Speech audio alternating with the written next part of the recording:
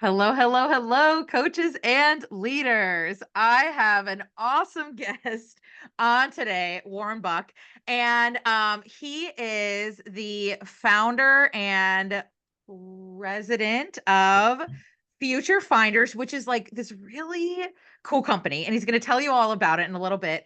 But first, well, the thing that we're going to talk about today is something I've been very interested in, and it's called self-determination theory. And what's cool about this episode is you're going to hear about it in different capacities. So we're actually going to talk about it in terms of how school leadership can bring self-determination theory into your schools in concrete ways, concrete examples. We're going to hear about it, how it actually occurs in coaching. And then also a kind of a plot twist here is how we can bring self-determination theory to teenagers, which we often don't talk about our smaller humans. We usually talk about the bigger humans, but today we're going to talk about our medium-sized humans, teenagers. So first of all, I wanted to welcome you to the show, Warren. I'm very excited that you're here. Thanks, Becca. It's a pleasure to be here. I'm really looking forward to this. Yeah, it's going to be awesome. So before we jump in, I would love you to share with everyone what has been your journey in education. Where did you start? What have you moved through? I know you've done some leadership roles, and what do you do now? Yeah, so I think what's interesting about my journey in education is I started off first as a terrible student Mhm. who was really a problem for every teacher that he ever encountered. It took me 15 years to graduate college. In the meantime, there was a career as a chef, so I'm a second career kind of guy. But then I jumped into teaching in Atlanta, fell in love with the profession from my very first day. Never had the dreaded first day, first year of school. It was just wonderful from the beginning. So I taught a number of years before getting promoted directly from teacher to principal, which was a very interesting opportunity down here Mhm. in Jacksonville. Really enjoyed that.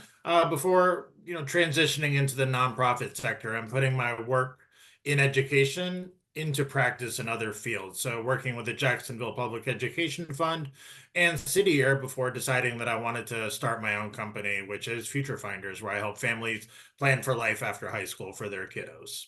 I love this. One of my favorite things that you did with the Jacksonville, we call it JPEF, right? So let me see if I can get it. Jacksonville Public Education Fund is you trained the I love this structure. You trained the teachers of the year right through from different buildings. You brought them in and you did leadership training with them, right? Yeah, that was one of the things that we saw with the teachers of the year is they loved the little bits of professional development they were getting with us at JPEF. And we just looked at the data and said, oh my God, these teachers are hungry. They want to learn, they want to be pushed, they really want to grow their practice. And the most obvious way to do that was really developing them to truly be leaders in their buildings, not just leaders in that they have a whole bunch of extra responsibilities, which we know happens to a lot of teachers. So that's why we brought you in so that we could really develop their cool toolkits as educators, as coaches, so that they could go in there and work with teachers in a truly meaningful way and not just a transactional, let me help you out with hanging up your border around your Right. bulletin board kind of help, but really digging into the practice of teaching. I loved bringing those leaders through the whole educator academy. It was they so what's so cool about teachers of the year, right? They're like high level. I don't know what to achieve, but it's more than achieving. It's like high level thinkers, high commitment level, Yeah. like passionate, smart, well read, right? All of the I was like teachers, this is awesome, all in one room. And then they went through the whole educator academy with me, and I still remember those days with them. Just their insights about the classroom, other teachers, how to impact folks, and their like deep commitment to helping other teachers. It was awesome. Well, and one of the things that really stood out to me in that experience is all the things that you said about teachers of the year are true. They're high achievers. They're thinking ahead. They're always wanting to spread the good around the building. But they're also not used to being pushed a lot. They're not used to people meeting them at their level. So Mhm. first of all, they're surrounded by a bunch of other teachers that are on their level and are kind of jockeying to show that they're legit too. And then Yeah. they have you show up and you're, Uh-huh. big smile, lots of positive energy, but you're also not afraid to just tell it like it is and really get real with people almost instantaneously. So seeing them kind of absorb that shock and process it in a way that they were going to then be able to take it back to their schools, that was pretty good. That was good stuff. I loved yeah, you're absolutely right. I did. I pushed them. I did, and I challenged them. They said Yeah. some things, and I was like, "Well, we're gonna talk about that." Uh, so I love that. Okay, so we're here to talk about self-determination theory Yeah. and how that shows up in different contexts. So the first thing I want to do is talk about what this is, right? So I'm just kind of share what self-determination theory is, and we'll talk about how it shows up in different ways. So it's a theory of motivation that includes competence, autonomy, and relatedness as three essential psychological needs. And basically, what competence is, it's the need to feel effective and capable in one's actions. Autonomy is the need to feel in control of one's own choices and actions. And relatedness is the need to feel connected to others and to have a sense of belonging. I love that. That makes me think of Brene Brown distinguishes fitting in versus belonging, and fitting in is doing what others, doing things to quote unquote, right, fit into what other people, and belonging is when Mm, you belong to yourself. And so interesting. I love that relatedness has to do with being with other people, but also being with ourselves. So that and so the general theory is that when these needs are met, people are more intrinsically motivated and experience greater well-being, which is a thing we want our big humans and our little humans to feel, right? We want our teachers to be resilient. We don't want them to quit. We want that, please stay. Please feel good about your job, right? And we want our little humans to feel the same. Right. Well, and that was one of my major discoveries going off and starting this business. I had a good idea of what I wanted to do, and I knew very well that working with teenagers, I was not going to get a unified experience. There was not going to be like one template to make all the kids happy that I was working with, all the parents, all the family, all the different people that I've interacted with in this business. So what I found is that I kept coming back to these coaching moves that I had put in my toolkit, first as a teacher leader, then as a principal, and then moving into the nonprofit world. And it kept coming back to this idea of, I have parents that I work with now that want to carrot and stick everything with their kids. They just want to lay out, well, if you do this by this deadline, we'll go and Disney World or whatever.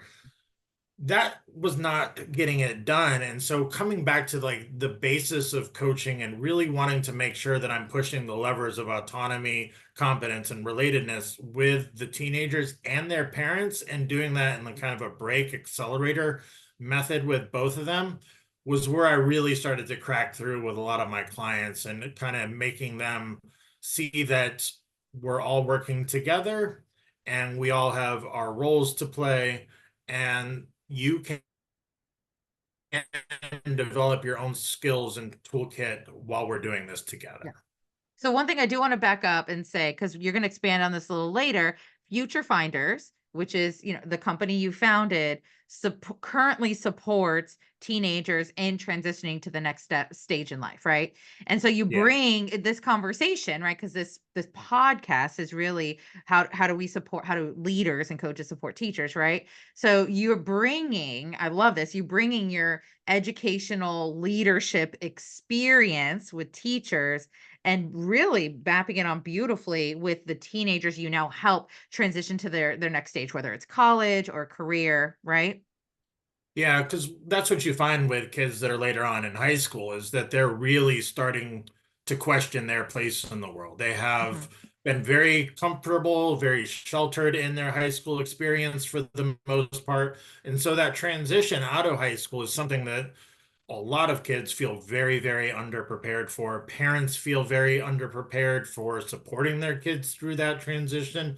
And that's where Future Finders really tries to step in by providing enough support with enough guidance and coaching that we kind of employ that gradual release model where very heavy supports at the beginning, setting up the structures and the habits for the kids and their parents to develop the skills and the working relationship with each other, to really carry through to get the results that they want to get, whether that means they're going to college, entering the workforce directly, taking a gap year, or just exploring all those options for a little while and trying to figure out what's best. So it's really that process, much like you do with a teacher, where you want to coach them through the basics so that they have the foundational skills that they need, but then you're kind of gradually releasing them so that they're kind of using that inquiry process to develop their own practice. Mhm. So seeing that work really well in the school building and then seeing how it translates to this context Yeah. has been really insightful for me. I love that. So I'd love you to share with folks when you were a school leader working with teachers, what did you do to help them experience competence, experience autonomy, and experience relatedness? Well, yeah, that's a great question because I think there's so much of it that was kind of a tug and pull as you're going through different phases with different teachers that are at different skill levels. So much of that was really basing our practice in a rubric that we all agreed upon as a staff, where these mostly culture things that we were agreeing on. This is the kind of school culture that we wanted to have. That's where a lot of our foundational coaching would start. So you're giving the teachers a voice in that creation of the rubric. You're allowing them to feel that they have input there. Then when you get into the one-on-one coaching relationships, we really focused on what the teacher wanted to focus on in their classroom.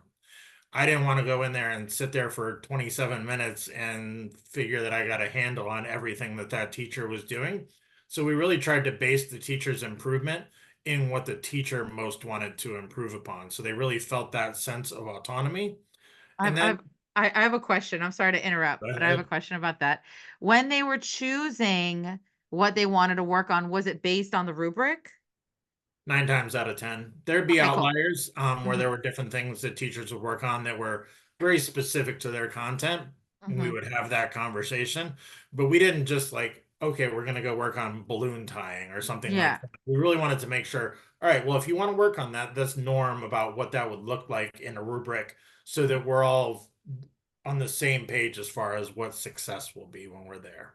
I think it's a kind of a misunderstanding around coaching because I've coached a number of coaches that like a misunderstanding around what autonomy really is in coaching. Hmm. And we have different kind of models of coaching. And some coaching is like you go in, you tell them what's wrong, you give them the goal, right? And there's other models where it's like a free for all. Like they just choose whatever they want, right? And so the autonomy we're actually talking about is, when we are coaching folks in schools, we want their growth to be in the direction of the school's growth, Right. right? It's not willy-nilly. So just to really be clear, autonomy isn't whatever someone wants in the whole wide world of whatever, just anything. It's actually what do you want to work on within the what the how we are improving as a school, right? And for you, it lived in this rubric. Gotta love a rubric. I Former know. Lincoln I love it. Bears teacher here. Gotta do Love it. it. Well, yeah, and I think that the rubric provided the guardrails necessary to make sure that all the moves were aligned and Mhm, everything that we were working on was similar, at least, to what everybody else is working on. Like we're a very restorative practices school, and mhm. so we didn't want anybody out there, with the carrot and stick, like I mentioned early, just working that angle. That's never what we're about. So as long as we had that rubric and we had really normed on it at the beginning of the year and made sure that we're all on the same page, it worked out pretty well. Love it. I love that. Yes. I want to say something about the carrot and stick because we have not talked about relatedness yet, but I'm going to take a little side, note here because you've said it a few times.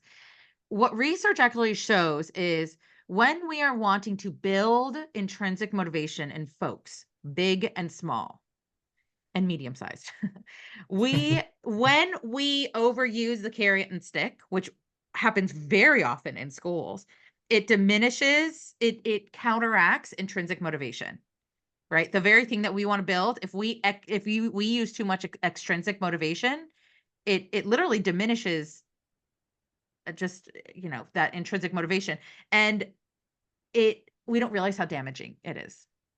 Yeah, and the scary part is that it's super comfortable for a lot of educators. Like that Yep. carrot and stick mentality It's easy, it's cut and dried. There's elements of eye for an eye when I want an eye for an eye, and giving the good kid the extra thing. All these things that feel good and are simple, very transactional between teachers and students and administrators and teachers. But like you said, the long-term destruction that that can cause to kids wanting to have their own life because they just want to have a better life instead of 27 kit bucks in their pocket or whatever it is. Yeah, I always see PBIS schools being lauded, and part of me is just like, oh, I have some thoughts. I just, those kind of things have their time and their place, but they have to be transitioned from. There has to be an evolution past those kind of things, or else that intrinsic motivation just gets completely lost, and kids are similarly lost along the way. Exactly. So talking, I love that you said it is transactional, just like to put it to name what's going on. When we have this rewards punishments culture, right? It is transactional. It is transactional, right? So, and we're talking about adults here. It's still transactional, right? A teacher does a thing and they get jeans day. That is transactional. And one way of getting out of being transactional is increasing our relatedness with folks. So that is the last piece of the self-determination theory, right? We had competence, autonomy, and relatedness. So how did you grow relatedness within your school as a school leader? Unrelenting positivity. That was pretty much my go-to as a school leader, especially since I transitioned straight out of the classroom to that principal role.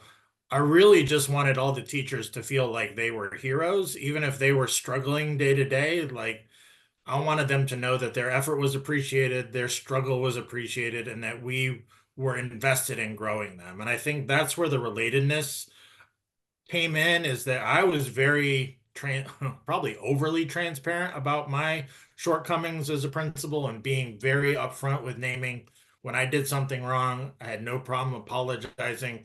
So just this culture of we're all here to grow. No one is a finished product, and none of our kids are finished products. So just kind of adopting, I guess, growth mindset Mhm. is was kind of the foundation of how we really built that relatedness, that hey, we're all in this together. We're all at different points in our journey, but at the end of the day, we're all working to improve because we love our kids and we want what's best for them. So I think just that mission of team, and team and family, as we always used to say, that's a big part of what I thought was so important for our school.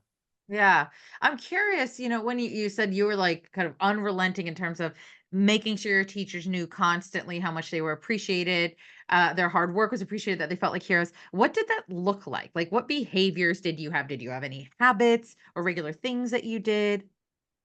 Ooh, so many. I think the number one thing that I did that I will always be proud of, I spent a lot of time in classrooms. Mhm. I really pushed myself and my assistant principals that we were going to be in classrooms. We were going to be extremely visible. We were going to roll up our sleeves and help out. That idea of servant leadership was really important to me, and I hope permeated the school. I think that was a big part of it. And then just thinking about my staff really purposefully and intentionally a lot of the ways. I often joke there's not a lot of grown men that have 7 crock pots, because he would bring in lunch for his staff when it was Mhm. Darktober and they needed a little pick-me-up. So that was definitely, just leveraging whatever strengths I have. I'm a good cook, so let's bring Yeah. in biscuits and gravy for the whole staff, and they can just kind of come in and not have to worry about breakfast in the morning, and just seeing that put your money where your mouth is, and I think they appreciated that. Yeah, Darktober. That's funny. I've never heard it said that way, and I get it. I feel like everyone's listening right now and They're living relates. it. Yeah. I love it. All right. So, Yep, I absolutely. so I these three, and they spell CAR, CAR. So competence, autonomy, relatedness, right? Shows up Yep. in leadership, and you were very much a strong instructional leader, right? And I know the folks listening, if you're a school leader or district leader, I know you are an instructional leader of some sort, listening to this podcast, and thinking about also coaches, right? th- I There's something around coaching that these things we can shift how we coach to include competence, autonomy, and relatedness. These aren't one more thing to do. It's not like I coach and then I do these things. It is not what we do, it's how we do it, right? So we coach in a way, right? There are ways that we can learn how to coach that and lead that has teachers feel competent, right? Absolutely. Yeah. And that's what I find with, the students that I'm working with now. So many times it would just be easier if I stepped in and just did something for them. Just Mhm. like took care of it because I know how and it would take me 3 minutes. But then there's that intentionality of sitting back and taking a deep breath and being like, how can I frame this in a way that it's going to be a learning experience for this student that is going to last them a lifetime and carry them through applying to grad school or whatever else they're doing next? So, really thinking through any coaching you do with that lens of not what's easiest and the path of least resistance, but what is going to be the best thing for those younger people that you're working with. That has to become kind of the North Star of the relationship. And I know one concern that coaches have is a concern that if they push some of their teachers too far, I'm putting that in air quotes here, that the teacher might quit, right? Oh no, I'm worried. That's been a concern, right? We've had this teacher shortage, and we have this influx of new teachers and into our systems, and I just heard that concern. And one thing I want to say is, if we know how to coach well and have the skills, pushing someone and having them experience productive struggle and authentically building their capacity, teaching them to fish versus, right, giving them the fish, Yeah. um, and building their competence honors their competence, right? I know, right? What's not said is, I know you're smart enough to handle this. Yeah, not just smart enough, but you're going to work hard enough. You're going to persevere through the challenge of Mhm, getting better at this. And to me, that comes back to wanting to set up this relationship with the teacher's autonomy being primary. Because mhm, if they're working on something that they want to get better at and they know is going to transform their classroom, I have met very few teachers that aren't excited by that challenge. That was one of the big things that we saw at JPEF is when you teach teachers how to do inquiry, mhm. and to approach their own professional learning through that inquiry lens. Man, when they're excited about the questions that they're trying to solve, that's when you see just that's when every teacher kind of transforms into that super teacher because they're really motivated by what they're working on. They know it's something that matters to them. So it's a give and take. I'm not saying it's easy and that all this is done with a snap of a finger. 'Cause, there's higher people than everybody. You go up the food chain and you have to do what you have to do sometimes. But the more you can ground yourself in how can I give my teachers as much autonomy to pick what we're working on as possible, then it seems like the other things fall into place. And um, that's where I really like to start with I used to like to start with teachers, and that's really where I start with, my students and the parents now. Like, what do you want to get out of this process? I don't come in and say, you're going to college or you're going into a career. Right, It's what right, do you want to do? And let's start right. there, and then the rest gets easier. And the skill that we want to build is question asking. As leaders and coaches, we want to build and be awesome, like rock star question askers, right? Yeah. Inquiry based. And it's funny. And I have been in so many schools where the word inquiry is actually used incorrectly. Oh, And I'm like, sure. "Oh, no, you think that's inquiry." It's not. So I actually do, I like to say question asking, even though it is inquiry based, Yeah. just so we are all on the same. I recently had a colleague, and he said, "Becca, I purposefully do not use jargon." He doesn't even use the word differentiation. Ooh, because he's like, I do not assume that everyone has the same definition as me. So yeah, he says, well, how are we meeting everyone's different needs? Right. It's not how we're differentiating for folks. And I was like, I actually really respect that. It really yeah, gave me, I have beef on overusing jargon in general because it like ruins words sometimes, especially when you use them incorrectly. But yeah. I just it really made me pause and be like, oh, we are assuming everyone knows what this means. It has the same definition. Yeah, it's interesting. I don't want to go off on too far a tangent here, but that was one of the things that we would do over the summer when we were norming on rubrics and such, is making sure that those key words we were defining the same way. So if we all just, we all agreed that we wanted a positive classroom, Hmm. what does that mean to different people? For some people, it meant a very silent, everybody on task kind of classroom, and other teachers, kids are up bopping around, writing on whiteboards, high-fiving each other. So really norming on what those definitions are so that we're all in the same level playing field again. Those were some lively discussions. I love that. I just so, the folks listening, most everyone I'm sure has these teacher evaluations that Mhm. someone in the district and the state was like, you will give this exact, most of the folks listening did not choose the official, whatever, government entity teacher Yeah. evaluation, right? But and you worked for a charter school, right? So there was a little bit more autonomy there for you as a leader, right? Yeah, we had so it was KIP, and we had a rubric that all KIP schools used at the time, but we were Mhm. allowed to, yeah, kind of emphasize different Mhm. portions based on Well, our what strategic plan. what I love about this, and this is totally doable with folks that are given the teacher evaluation, is if you sit down and make a rubric with the staff, it norms out what we as a school say is good teaching, which is a missing conversation in Yeah. schools. What do we as a school say is good teaching? Do not assume everyone has the same definition, because I promise you it's wildly different from teacher to teacher. Well, it definitely is. And it's great that we had the rubric to kind of norm as a school, but then getting to that point of you have to know each teacher's strengths and Mhm. how they want their classroom to be. Mm. They're the ones that are in there 95% of their lives. They need to have it run like they want to have it run. So we would have the rubric that we normed on, but then those one-on-one coaching conversations where we're really setting up a vision for what the class needs to look like, that was 100% driven by the teachers, and we just sit back, take notes, because that was what we would come back and check in on through the rest of the year.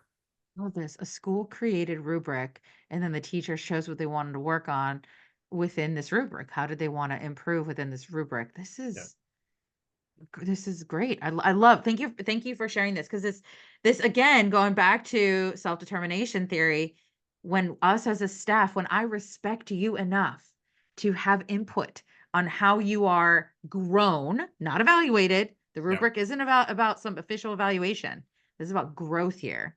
When I respect you enough to let you lead your own growth, man, competence is right there. Autonomy. You get to choose how you're going to grow within this rubric. Autonomy, right? Yeah. And so, how do you feel like I'm just like really loving this rubric thought. How do you think your rubric grew relatedness, right? The need to feel connected to others and to have a sense of belonging. It's interesting. I think we had that common language, Mm, so we to zoom out a little bit here, we also had like a school theme, mm. which was the beloved community, really Oh, I based love in that. the foundations of the civil rights movement, the work of Martin Luther King and John Lewis and all those other heroes. So we wanted to be the beloved community. There was like 24 different things that we valued as a school, and the rubric was aligned with that school vision, and it just became like the language of the school. So we would have teachers that were able to talk with each other, and we set up times where they were able to have meaningful interactions with each other about best practices. And we also very actively had the best assistant principal of all time, and we would just sit there and Mrs. Smith teach because she does this thing that he will learn and his class will blow up. So we had teachers visiting each other and recognizing each other's strengths all the time. Like we would go and substitute for a teacher in a class period so that they could go watch another teacher. And then we just have like a little debrief at the end. So what'd you think? And give me three things that you might do differently in your class based off what you saw, that kind of thing. And the relentless positivity of you have to say something nice to teachers when you go into their classrooms. You have to leave them a little note about something you saw that was good. And it just kind of became this atmosphere where everybody contributes to everybody and takes from everybody because Mhm. everybody's got something good they're doing in their classroom, whether as a teacher on their first day or their 15,000th day. Like there's something good in every class. What you're talking about is building culture. Intentionally, sorry, let me start over again. Every school has a culture. It's usually Yeah. accidental. Like, well, Yeah. this is just the culture that happened, right? But we can intentionally build our culture. And what I hear is you were intentionally building your culture. Oh, it was complete accident at first. Don't get me wrong. When you were Coming out of trying things. Well, yeah, it's funny. So my boss was our executive director, and at the end of my first year as principal, he came up to me and he asked me what I thought about something, and how I thought something would go, and he's like, well, Tom, I'm pretty optimistic. And he was like, let me stop you there. Let me guess. You're pretty optimistic, Warren, aren't you? And I'm like, yeah, Tom, I'm always optimistic. That's just how we kind of roll here. And I think that kind of hearing him echo that back to me. Like, oh, I like how that sounds. I like that that's the vibe in the school. He can tell that we're optimistic before he even gives me a chance to answer the question. Mhm, So I think, starting kind of stumbling upon it and then just figuring out like, that's what I want this to be. And it's a lot of fun to be around it. mhm, Our teachers stay. Our teachers are invested. They recruit their friends that are excellent teachers to come and work with us. So a lot of the problems that we found on the HR side that go away when people want to come work for you mhm, because they know they're going to be grown, but they're going to be grown in a way that's autonomous, mhm, develops their competency, and makes them feel more related to the people they're working with. mhm. Add that together nicely. So that's kind of where there was just continuing rewards and the culture built upon itself. So we got this point where we could do that kind of stuff regularly. Yeah, and what I hear is competence, autonomy, relatedness supports a growth culture, right? A Mhm. culture that makes it safe to grow, make mistakes, take risks, right? Absolutely. And it's cyclical, and that culture supports competence, autonomy, relatedness, and they feed into each other. And the thing I want to say to everyone listening, those of you that are instructional coaches, you have the power to impact your school culture. You do. You got to grow some major skills, right? And you want some training on that, but you do. I'm currently training a couple coaches right now that are currently changing their school culture. It doesn't have to happen from the school leader initially. Absolutely. Well, and that's the thing. Everybody can be a leader. Everybody can empower other people. Everybody can make everybody else feel good. Mhm, Um, you know, I always used to tell my teachers, you make the weather. mhm. Whatever you want Yeah, the weather to be in your classroom today, that's what it's going to be. And I don't think it's really different for any position in a school. You make the weather around you. You can walk around with a cloud yeah. over your head and rain falling I love down, that. sunshine over your head. So You yeah. make the weather, and then I guess the collective weather makes the climate. Whoa. And then That's and then the sciencing. ecosystem. Oh, we're going Oh big. We're going wow. big. There you go. Nicely I done. love it. I appreciate you sharing all these little things that you did to build culture in your school because I'm hoping folks listening like are really grabbing on because I'm like, oh, that's a good idea, right? I didn't think about that. That you tried really creative ideas. And I think within your own trying different things to support competence, autonomy, relatedness, growing the culture of that in the attempt to try, you said it was accidental at first, right? Mhm. In the trying new things, you in an intentional way, you intentionally tried new things, Yeah. right? You grew this growth culture by modeling that for your teachers, saying, "It's I like okay, like, I that. don't have it, I don't Yeah. know all the answers, it's not perfect, but, we're gonna do this, we're gonna try all these different things." Well, and I would also like to just highlight for the audience as well. I failed a lot. Mhm, We all did along the way, and we're just open with it. Like no one ever walked into our school building and thought today's going to be an easy day. So to me, that just kind of gave us permission to fail as long as we were trying to fail forward and make the school better. Standing in front of the staff and being like, well, we tried that and not going to do that again. And I think there's just kind of that, like you're giving permission to people to fail, but more so you're giving them permission to try. Right. And I think that's ultimately what we really wanted to go for is try it. If it doesn't work, we'll try something else because their kids are going to keep showing up the next day, Mhm. no matter what, no matter what we do. They love coming here, so let's just keep that part of it going. I love it. Oh, these are such great concrete examples of how to support this in our schools. Okay. So you are now the president and founder of Future Finders. You now work with teenagers transitioning to something new. Just briefly tell us like what do you do with them and supporting them? So really, I think one of the things that a lot of us today take for granted as a good thing is that there's a ton of choices for kids out there now. There are so many different college options, career options, apprenticeships, internships, gap years, what have you. And I think there's this like American default of choice is good. But what I saw working with young people at JPEF and City Year is that choice can be absolutely overwhelming and really put people in a deer in the headlights kind of frame of mind. Like there is so much, I call it choice overload bias, where they just don't even know where to start with all the choices out there. So what we're able to do is we use some diagnostic tools, we use some good old fashioned just one-on-one conversation to really build that relationship with the kids and their families so that we can start to unpack what they want to do, what's going to make them happy in the future, and then start building plans to help them accomplish that. So we have kids that'll come to us and they have no idea where they want to go to college. So we open up a nationwide search. We look through the criteria that are important to them and really help them narrow it down and then complete all the parts that they need to get to the school.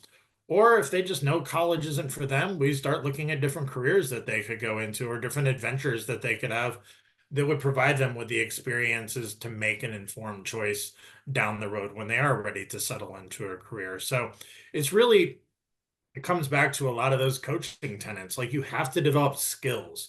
I think we like to think that kids are done with high school and they're just ready to go do the next thing.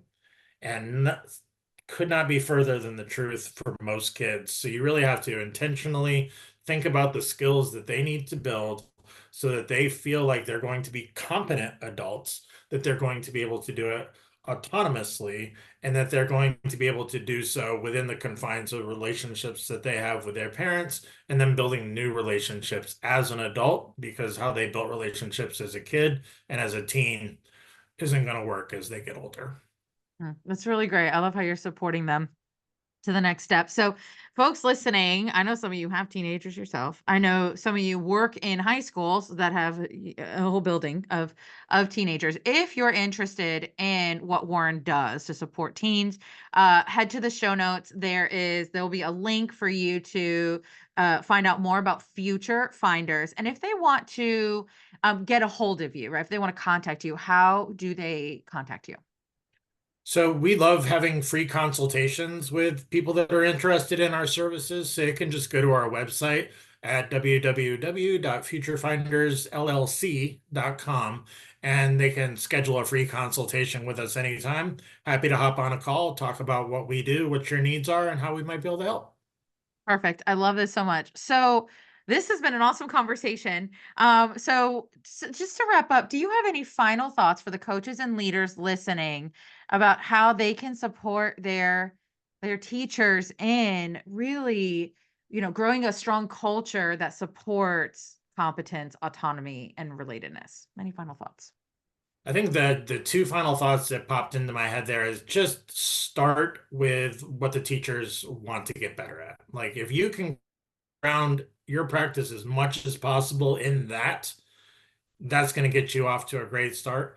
And then when failure happens, because it ultimately will, we all know that, accept it, be positive about it, make a joke out of it, make something where they're not going to have any issues about dusting themselves off and trying again. Because at the end of the day, that's what makes a successful teacher, somebody that comes back from a bad day and has a great day the next. I love that. I know a coach that when someone makes a mistake, he goes, "How fascinating!" And he throws up his hand like that. You're watching a YouTube, but anyway. So that made me think of that being lighthearted around mistakes. Right? We can be stuck and mired in like perfectionism, and I can't believe that happened. So thank you Yeah, so much for sharing all of this with us. I really appreciate that, and I'm sure the folks listening do as well. So thank you so much. I appreciate it. I would love to come back anytime. It was a lot of fun.